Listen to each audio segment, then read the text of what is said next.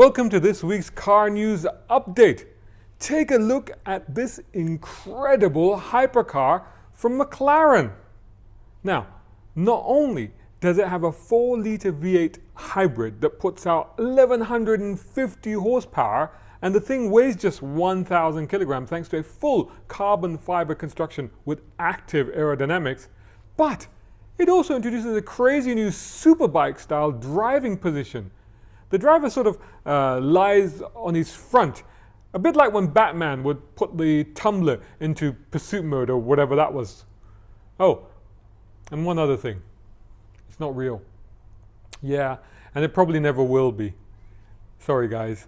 This is the McLaren Ultimate Vision Gran Turismo, and it's been created to feature exclusively in the new Gran Turismo Sport video game for PlayStation 4.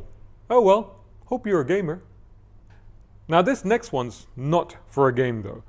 It's for urban young people or small families that don't actually want to own a car. Eh?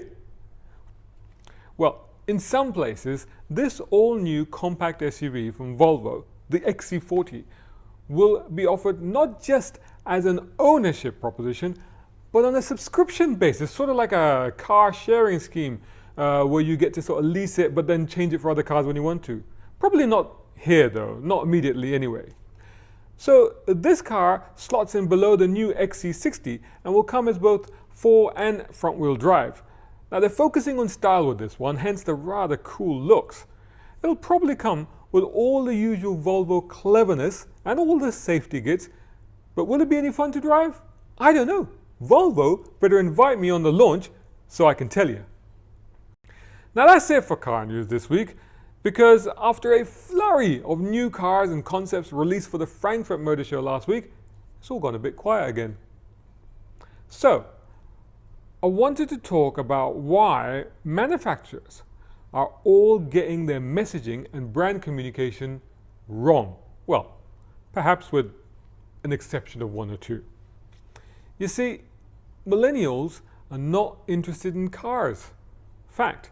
Between 2007 and 2011, the number of cars purchased by 18 to 34-year-olds fell by 30% in the US. Only 44% of teens get driver's license as soon as they come of age, and only half, that's 54%, will have a license before turning 18. And this in a country which used to be totally in love with the automobile. And these figures actually are pretty much reflected in the rest of the world too, particularly developed markets. So, okay, admittedly, the high cost of taking driving lessons, the tests getting harder to pass, expensive insurance for young people, the price of fuel and the cost of ownership these days, all of this combined, and frankly, you can't blame them, can you? But it's more than that. They just don't seem interested anymore. So let's go back to what the car represented, especially to people like me and older generations. The car was freedom. It was empowering. It gave you status. It made you cool. It got you friends. You could do stuff with it and in it. It was your space. It could be an extension of your personality, and it could be an expression of your identity. Basically, it was more, so much more than just a means of transport. Now, watch old car adverts, and sure, the brand, the make, model, etc. are prominent, but usually the car was being used to do stuff, you know, go places, have adventures, fall in love, do cool things. Trouble was, cars weren't particularly great back then. Let's be honest. So a manufacturer would focus not necessarily on the car, but on what the car represented. They were selling you a dream.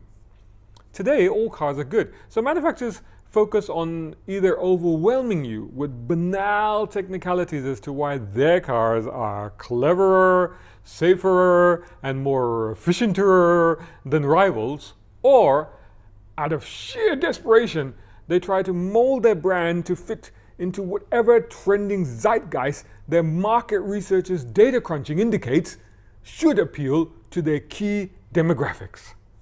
Trouble is, what they're really trying to do is to slot a square peg into a round hole. And the response to that is for people to swipe left. This left. Instead, how's this for an idea? Stop trying so hard to sell to young people, and indeed people in general, because these days trends permeate backwards into enlightened elders. For example, I'm a Snapchat user. I shouldn't be, right? According to your demographic stats and all the research. Anyway, as I was saying, stop trying to sell people your particular brand, make, model, etc. and instead focus on actually selling the concept of the automobile, the idea of the car. Remind people about the joy of motoring, the freedom to roam, and the satisfaction of having your own ride. Because, quite frankly, and going back to the earlier bit about Volvo introducing a scheme where you don't actually have to buy the car at all, ultimately, the whole concept of desiring car ownership will erode into nothing. And then that's it for us car guys, right? Anyway, hopefully, back with more better news next week. See you then.